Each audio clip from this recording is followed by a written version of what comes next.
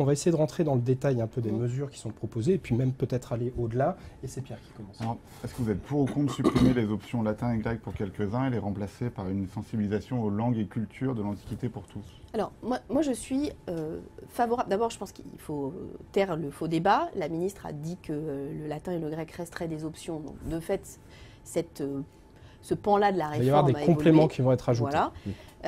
Moi, je pense que l'enseignement du latin et du grec, c'est une bonne chose. D'ailleurs, comme tous les enseignements, je pense que plus on ouvre l'esprit des enfants, c'est ça qu'il faut comprendre aussi. C'est que une des difficultés du système scolaire français aujourd'hui, c'est que nous avons des enfants qui ont moins de compétences que dans d'autres pays pour résoudre des problèmes complexes, mobiliser des compétences qui viennent de différentes disciplines pour faire face à des difficultés. C'est-à-dire qu'on est un peu dans des canevas un peu formatés. Donc, travailler sur d'autres matières comme le latin et le grec, c'est très utile parce que ça permet d'avoir une autre vision. Mais je pense que travailler sur les questions de civilisation, le faire dans une logique d'interdisciplinarité, là aussi c'est très intéressant. Y compris d'ailleurs d'avoir une réflexion sur l'éducation civique parce que les civilisations grecques et romaines ont fortement nourri notre réflexion sur la démocratie, les statuts respectifs de l'homme, de la femme, de l'esclave. Toutes ces questions-là sont indispensables. C'est pas pour ça que les enfants vont faire du latin et du grec, c'est pour être dans les bonnes classes.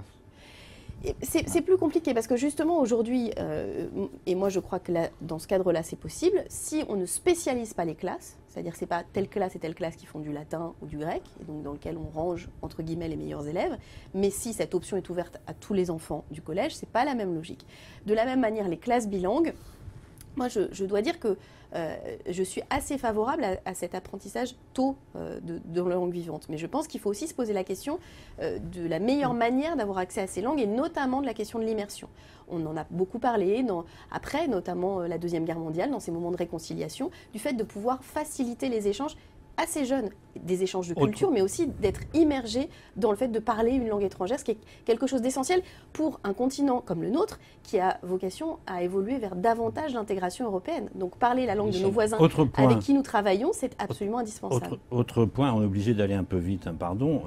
Est-ce que vous êtes pour ou contre la mise en place des EPI, donc des enseignements pratiques interdisciplinaires, donc élaborés par les enseignants eux-mêmes, ce qui crée des différences d'un établissement à l'autre? Vous êtes pour ou contre cette idée? Alors moi je suis pour cette idée du travail en commun des enseignants. J'ai parlé de l'individualité, enfin de la multiplicité des enseignants face aux enfants quand ils arrivent en 6e par rapport à ce qu'ils ont vécu à l'école primaire. Donc un des moyens d'avoir une appréciation collective de la part de l'équipe enseignante vis-à-vis des enfants, c'est aussi de travailler ensemble. Et puis c'est d'ouvrir le terrain sur d'autres expérimentations pédagogiques et d'être en phase avec la sensibilité, les compétences, les spécialités propres de chaque enseignant.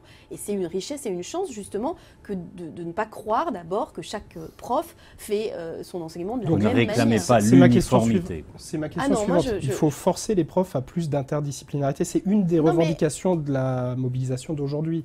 C'est que certains profs trouvent ça très compliqué de travailler ensemble et surtout qu'on les force à le faire, même si ça a été expérimenté. Le problème dans votre question, c'est le mot « forcer ». Moi, je pense que c'est une chance. C'est une chance pour les enfants, c'est aussi une chance professionnelle pour les enseignants. C'est pour ça qu'il ne faut pas les forcer, puisque comme je pense que c'est une chance et que c'est très intéressant de travailler avec des collègues, d'échanger, d'avoir chaque année de fait du renouvellement, puisque ce sera un autre projet, qu'on verra les choses différemment. Donc ça donne aussi de l'intérêt au métier des enseignants. Donc je pense qu'il n'y a pas à forcer les enseignants, puisque c'est intéressant pour eux, mais qu'il faut leur laisser le temps. Et là, pourtant, certains ne sont pas d'accord.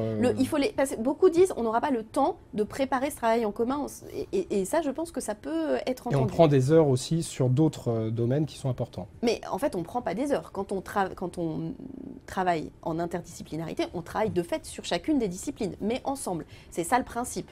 C'est ça en tout cas, c'est ça l'objectif. Mais c'est vrai que je pense que là, il ne faut pas imaginer qu'il y a un modèle sur ces moments d'interdisciplinarité qui serait fabriqué à Paris et qui devrait dégouliner sur chaque collège. Ça doit vraiment être élaboré par les enseignants eux-mêmes, aussi avec évidemment aussi avec on va dire des affinités avec certains collègues. On ne doit pas les obliger à travailler avec tel ou tel, mais il peut y avoir des affinités de travail comme dans toutes les équipes professionnelles. Il faut mieux leur vendre cette réforme. Entre forcer et vendre, voilà. Moi je pense qu'il faut simplement leur laisser la possibilité de prendre en main leur métier, tout simplement. C'est leur métier d'apprendre, de donner envie d'apprendre, de développer de la curiosité, eux aussi de trouver du plaisir dans leur travail. Moi je souhaite que les enseignants prennent plaisir à exercer leur métier. Et souvent, ils sont mis au banc des accusés. Quand je dis notre système ne fonctionne pas, ça n'est pas la responsabilité des enseignants, c'est la responsabilité d'une organisation et d'un système dans lequel on les a placés, où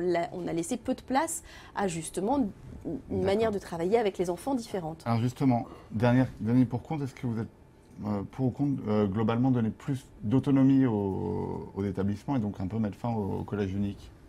Alors, non, c'est pas la même chose. C'est-à-dire, moi je crois que c'est assez bien de considérer qu'on ne va pas déterminer les enfants à 11 ans, qui est l'âge d'entrée en 6e, 10 ans, 11 ans, et que la suite de leur vie est déterminée. Donc je pense que ça, c'est un point important. Ensuite, je vous l'ai dit, la réalité, c'est que tous les collèges ne sont pas identiques. C'est qu'ils font face à des populations différentes, à des environnements différents, à des possibilités d'accès à des activités différentes, tout simplement. Et donc il faut respecter cette originalité et cette capacité aussi qu'ont les équipes enseignantes sur place à pouvoir se dire ensemble qu'elles ont envie de monter un projet qui ressemble au collège, qui ressemble aux enfants et qui ressemble aux enseignants.